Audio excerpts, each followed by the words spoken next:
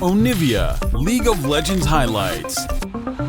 Oh, I like the Gnar a lot more, but Gwen, some side lane power here. Yeah, and my problem with going for the Gwen is that with the Nocturne on the other side, your side laning is not going to be very strong because you will always be vulnerable. So feast or famine if someone gets ahead. Cuz. All right, Viklet has taken a bit of damage, but they get the flash out of Faker immediately. The flash to follow, and that is going to be the KT first blood. They trade 2 flashes for it, but they'll take that for the extra money. Pretty close to that level 6, though.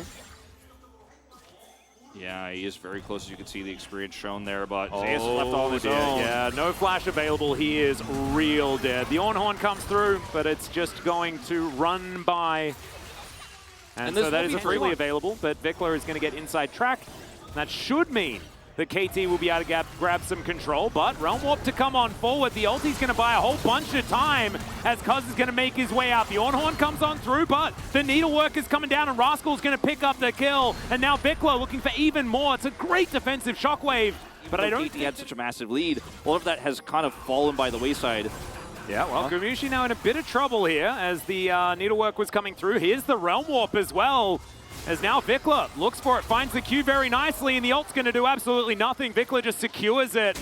Gumushi underneath his turret, and the assist gold actually going over. That he's going to be looking to buy a second item in the next break fight. Faker having to deal with Rascal here, who's got a lot of needlework available.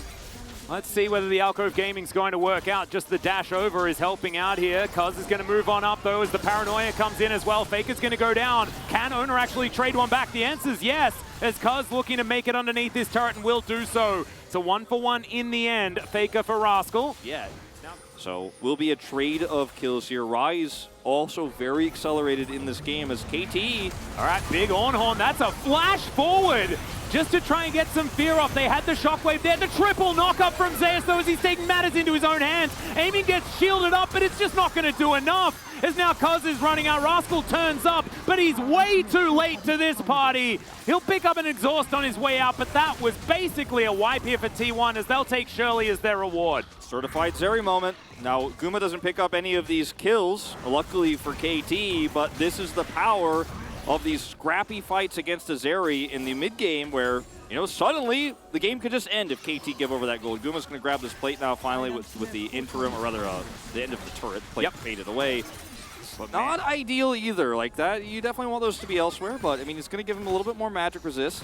Yep, you want to get some kills on Gumushi as soon as possible here for T1. Exactly right. Crown here for Vikla. Choke points still T1s. They've got a Zeri here. They've got an Ornn. No Ornhorn, but still. With Extendo Beam, I just don't see any way here for KT. Realm Warp attempt. Yeah, we are just going to reposition KT here as the Drake is going down low. Here's the engage onto Zeus. He's probably okay with that as the Shockwave lands onto 3. They do manage to take it away, and Cuz steals the Drake. Owner's going to fall down as well, as now Vikla taking a lot of damage. Gumushi standing his ground, but he has to flash to get himself out of the way. And KT just come in and take all of T1's stuff. Yeah, I mean, unfortunately, too, like the build here from Owner, he's not that survivable, and without an Ornhorn, Zeus also flashless here. There by Rascal. Faker wanting to get a quick kill onto life, but he flashes to get himself out of the way. Still, high value as Zeus on a flank angle here. Bellows Breath. And the Ornhorn available here as in goes aiming, just frontlining on the Twitch. Owner almost dead, Faker almost dead as T1 are still running away from KT. I don't think any vision on Baron here, but they just know that the T1 aren't doing it. At least have the, okay, I'm wrong. They do have one ward in the pit there. Yeah, in the back of the pit. Walk it out.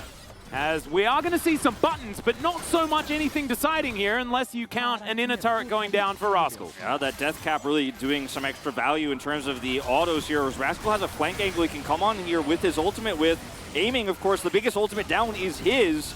KT Rolster looking to try to collapse on this. Yep, they have a lot of vision available, but this Baron has not a lot of health bar as the Paranoia does come through. Now KT going to try and coordinate. It's the Baron that's going to go down, but can T1 win the team fight as Rascal going down very, very low? Cuz just knocks into a wall and isn't going to be able to do too much more. He is likely to fall down as Gumushi gets his first kill of the game. Faker gets the 4,000 assists. And T1 take a Baron and win a fight. That should be them taking control of the inside of KT's base as well. Life. Oh, he's going to get knocked up. That is Seafood for T1. given the particular skin choice there of the Lulu. It was so massive when aiming ulted in that last skirmish in mid, and Guma didn't. So he gets to take away the Twitch ultimate going into a big critical fight while still maintaining his. And that's a Zeri who, you know, has an Infinity Edge, like you said, hit it right then and there. Now has been given the upgraded Immortal Shield Bow too. That's going to be Soul Point going over to T1, and they have full control over this map. This might have just been the backbreaking moment here for KT because, yes, they have this strong side-laning Gwen. This game are going to hit a gold advantage and should be able to use this Baron buff to extend it even further. They still have 1 more minute. As Cuz, he ulted. He's going to get that refunded just a little bit because he didn't actually use it. But he's not going to be able to defend that inner turret. Azona wrapping around. There should be an inhibitor here. KT just don't have the damage to follow up on this. If aiming ults here, you also have lost that tool once again. And Owner is just hanging out like, are you guys going to try to collapse? I'll turn the lights off. Yeah, just keeping on threatening. His paranoia has been so valuable so far.